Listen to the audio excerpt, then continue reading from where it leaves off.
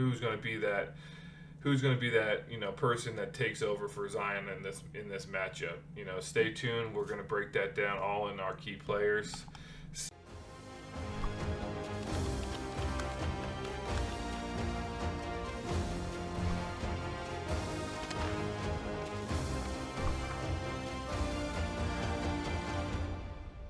Welcome to DFS Insights, where the game behind the game comes to life. I am David Geislinger, and alongside me is David Grant Jr., my cousin and co-strategist. The teams up on the block are the New Orleans Pelicans at the Oklahoma City Thunder.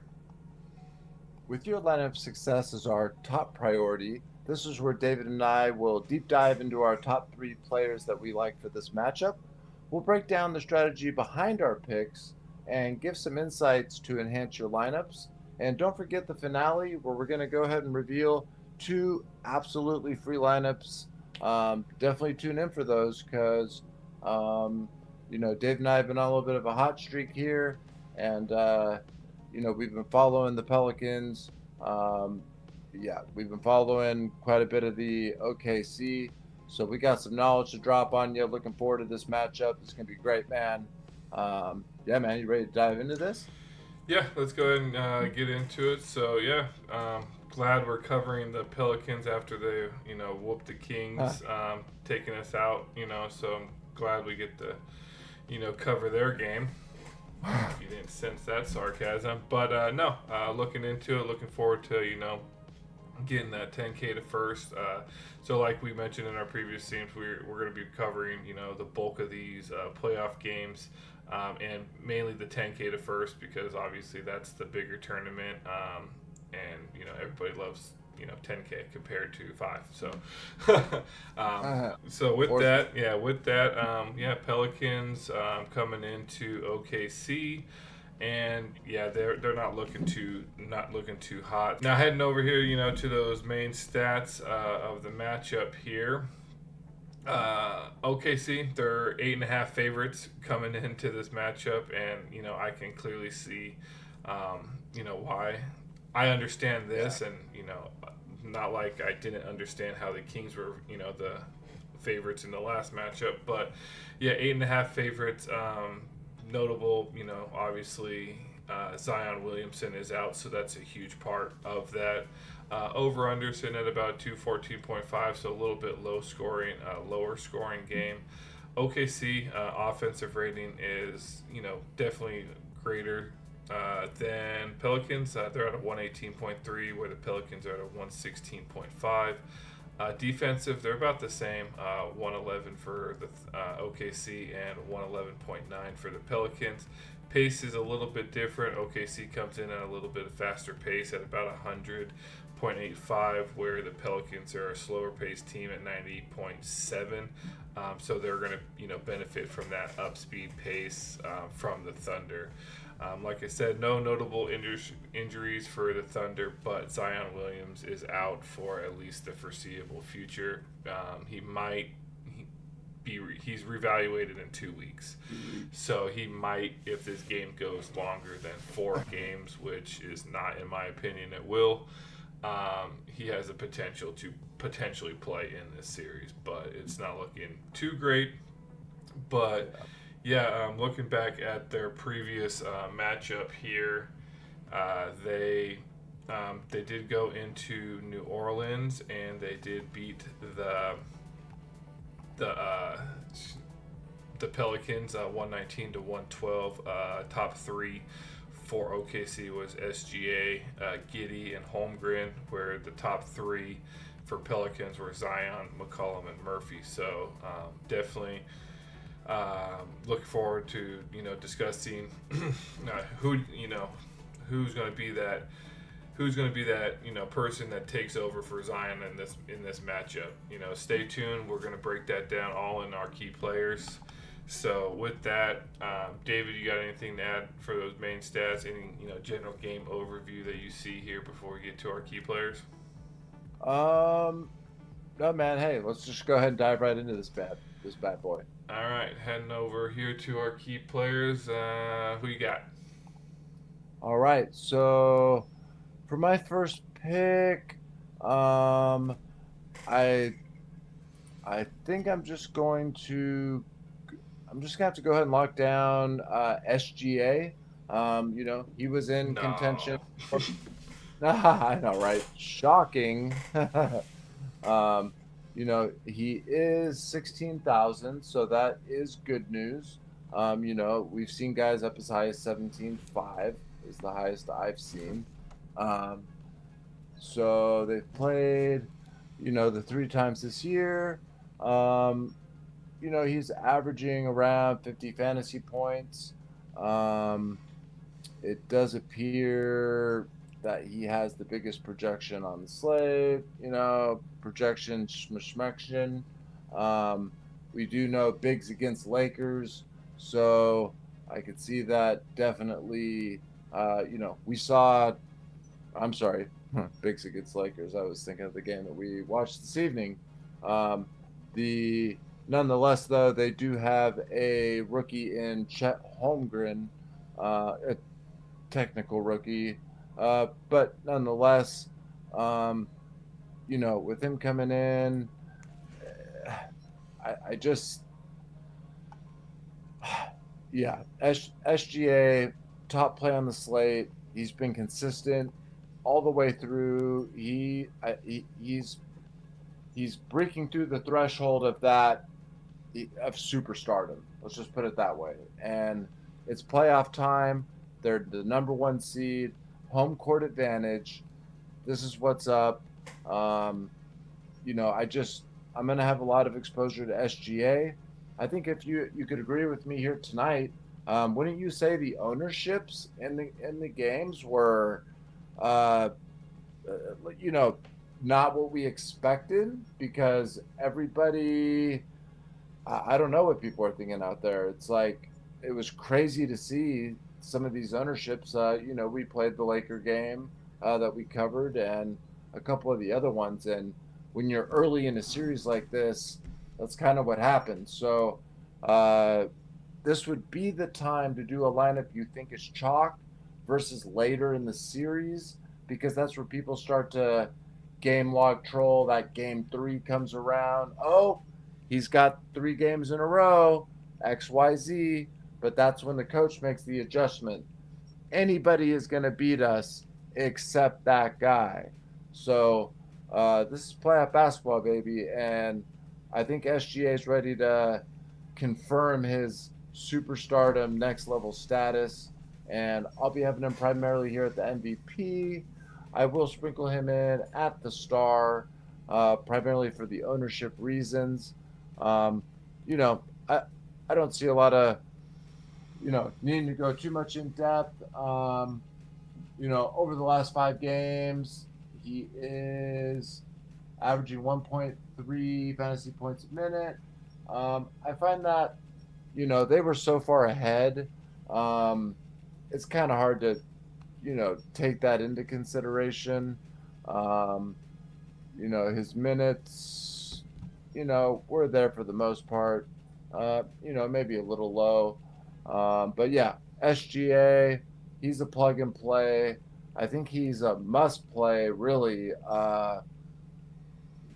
on your roster. So, what are your thoughts on SGA? I know that's the top most expensive guy. I hate starting it off like that, but sometimes when it's just glaring and it's out there, you got to do what you got to do. So, what are your thoughts? Yeah, I mean, obviously, SGA is probably one of the top players in this matchup. I mean, that's clear and obvious. The last 5 games is a little deceptive as they, basically, I know they were fighting for it, but looking at least, Dallas Milwaukee game and even the San Antonio, he didn't really play his typical minutes. I mean, he still averaged, mid 30 fantasy points, and then even in Sacramento, he got up to 61. So, yeah, no, he's looking back at those 4 games, averaging 27.2 minutes. His usage in those games, 34.6. So it looks like it's him. Yeah. He's the guy on the team. So New Orleans, didn't look too great guarding De'Aaron Fox the previous matchup, so it was basically Fox and Sabonis that were lighting them up. Unfortunately, no one else did. But Fox kind of got what he want against McCollum, so Did. I can clearly see SGA probably having his way with him. So yeah, no, great play. I'll definitely be having him primarily MVP, and then like you said, star for the ownership, but primarily MVP. I would be okay eating the chalk there. Differentiating myself down lower. So with that, going over here to my first play, I'm gonna go Mr. Jalen Williams. That's the Jalen Williams. That's Jalen, not the other Jalen Williams that is on the team. But yeah, so he is, I think, coming back from like a little semi-injury run he had there, about 4 games. But looking back at the last 4 games, 5 games, he's averaging 24.8 minutes. His usage is about 18.8, averaging 25.8 fantasy points. He's projected about 31 here. Mind you, like I said, the last few games are deceptive, as in the Dallas game, I think the starters only played the first quarter and they got pulled. I like him in the star and the pro position at the 5K salary. That's a good range. So I'll primarily be having them, alternating in between the star and the pro position there. So the Pelicans just recently, they're giving up about 47 and a half fantasy points, roughly average, against his position. They just gave up 28.9 to Keegan Murray, and Keegan Murray looked very bad shooting. They gave up, before that 60 fantasy to LeBron, then before that 80 to LeBron, 35 to Draymond Green, and then another 33 to Keegan Murray the game before that. So Jalen Williams, even though he is coming back from kind of like an injury, it looked like he had 4 games off, and that I am scripting that OKC is basically going to destroy the Pelicans in this. I think it will, I clearly will have that 8.5, point spread and plus some there, and he's going to be one of those main factors as well, on top of obviously SGA. So, what do you think about Jalen Williams? No, big fan of Jalen Williams. I think that's a great pick. He's been consistent all year. The minutes are going to be there. His production when he is on the floor is there. It'll be interesting. It's nice to see a young team get home court advantage here for the playoffs. So that's big. That's a big. I know some people. For vets like LeBron, who went into Denver and almost took that game. That it's good that this young team has this home court advantage, regardless of who you're going up against. And in that price range, at the 12.5, looking at the guys around him, you're kind of you're stuck with either Holmgren at 13.5, it looks like, or Giddey at 11.5. So there is that. I guess CJ McCollum's at 13. So yeah, I like that pick, especially out of those 3. Great pick. Nice. Great pick. All right, yeah. So then keep pushing on here. Moving on to my second pick. I'm going with Mr. Chet Holmgren. I like what he's doing over there. He is a young guy. I think unfortunately for him, he came in at the same time as Wemby, so a lot of what he's doing is being obviously overshadowed, like literally, by him. So I do like him. He's 13.5. I like him both at the star and pro positions. His minutes 23.2, usage 23.3. Averaging about 36.4. He's going to be projected roughly 36.2 in this. Same kind of principle as SGA, lighten up the Pelicans, similar to Fox. Chet Holmgren's probably going to light him up, similar to what Sabonis did. So I can see, this duo here of Chet and SGA, similar to the Fox of bonus, combining for basically the bulk of the points here. So Yeah. yeah, with that, I don't have too much other to say, but I like him. I like the matchup he Yep. has. I don't think Jonas, played very well defense against Sabonis, and also even when Nance came in, Nance had more. The showboat, get the crowd kind of into it, but Present that that energy. Yep. That, yeah. So, and I mean, Jonas did have a pretty good game as well against the Kings, yeah. but Chet Holmgrom's I think gonna have his way with Jonas in this matchup. So, what do you think of my second pick? Yeah. Yeah. Love Chet Holmgren. 13-5. I like that too. Um, I feel like the guys. I mean, shoot, there's only two people above him. Ingram and Alexander. Um, Kind of surprising to see Ingram. Um, Ingram there. I know he is coming off a decent game, but hey, we see the minutes there for him, so that is a good sign because that knee injury he is coming off of did look disgusting. Um, you know, Chet's Chet's been consistent. Rookies play best at home, um, so you know he's averaging 1.57 fantasy points per minute, and that's over the last 5 games. Um, yeah, I think like you mentioned, he has a great matchup, and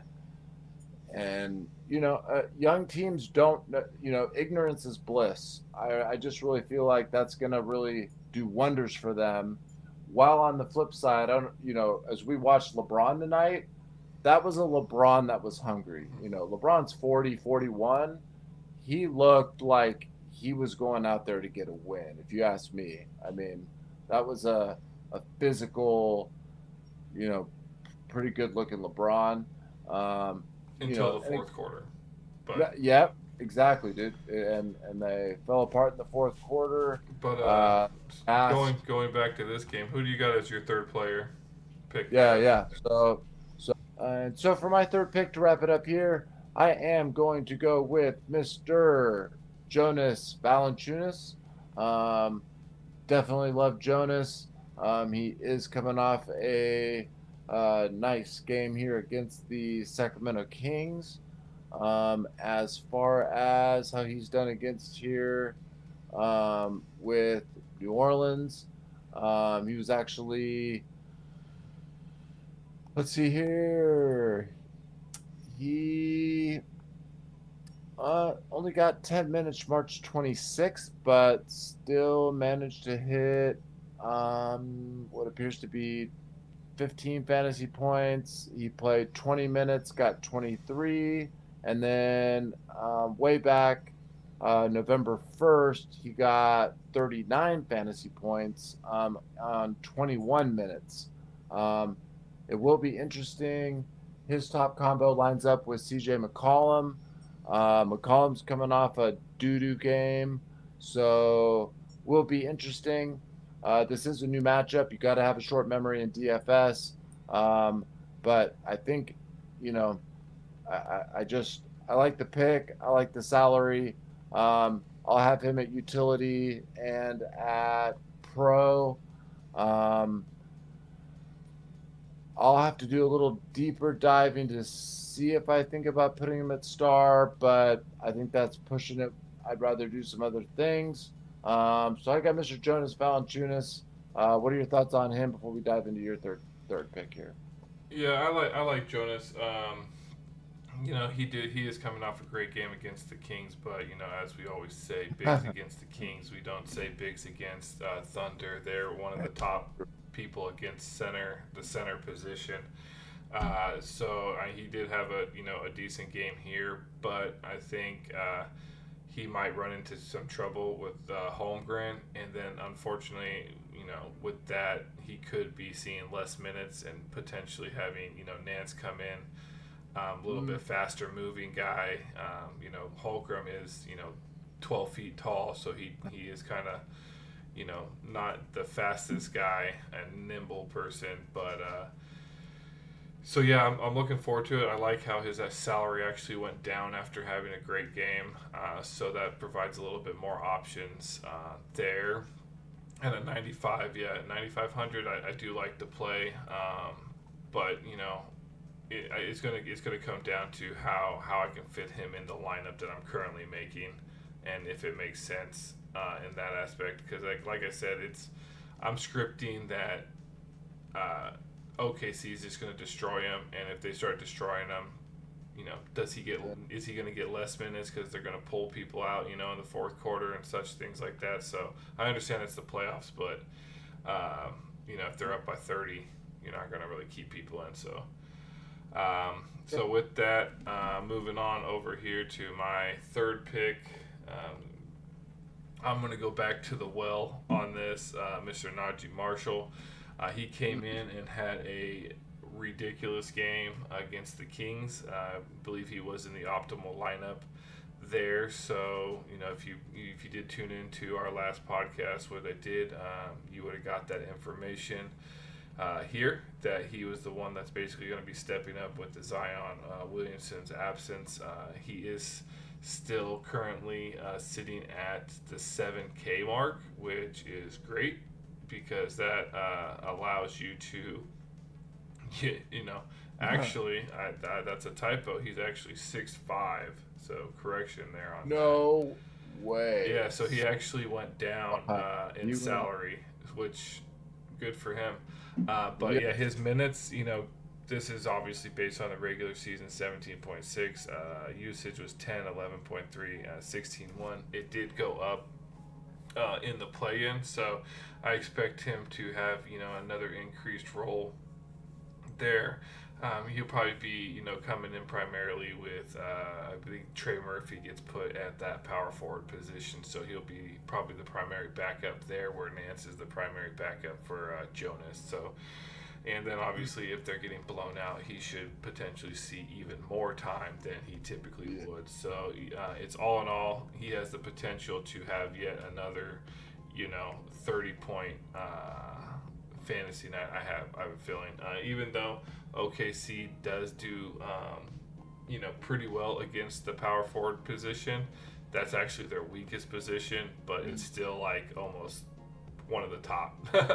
So and just for future, they are giving up about 25 fantasy points to the position. Just giving up recently, they gave up 25 points to Prosper, who's a backup player for Dallas Mavericks.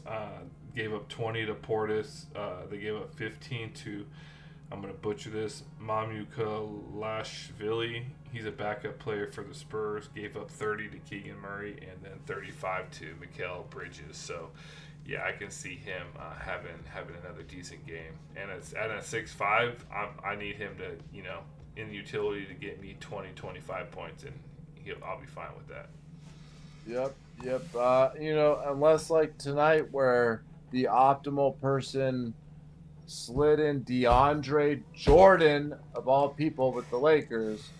Unbelievable. That's another story. But Najee Harris, I was glad that you that was one of your top 3 plays, if I'm not mistaken, for our podcast, right? Yeah, for the Kings, Yep. Great call. I love going back to that well.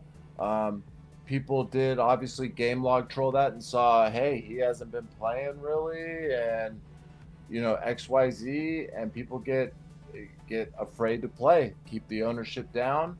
Like the play, it allows you to build at other places. He's clearly only the utility spot, love the pick. I think we're in for some competitive basketball. We saw the Lakers come out and for 2 2/3 quarters, be pretty decent. And as Lakers do, here you go, and get him a gift basket back. Great call. Love it. Yeah, so with that, before we get over here to our lineups, make sure you're hitting that, the like, subscribe, notification bell. Please put down in the comments what do you think about our three picks. Who are your three picks? Do you have any people that you want, a little bit more information on? Put that down there. Be more than happy to, respond with anything that we can help you guys out with. Any specific facts, we do quite a bit of research, obviously on the whole team, not just these key players, but these are the ones that stuck out for us. And if you're just joining us, welcome to DFS Insights. We just basically broke down our key players. Now we're going to give the lineups. So if you do have any questions, or you say, oh, these lineups are dumb, go ahead. Head back over to those key player section, and you understand why exactly we did our lineups as they are. So with that, yeah, it looks like two pretty different lineups here to enter in. This is another Western Conference game. It seems like those games are going to be the primary focus here at DFS Insights, as they're typically going to be that higher 10K to first. So as we wrap up this one, good luck in this matchup, and then come back.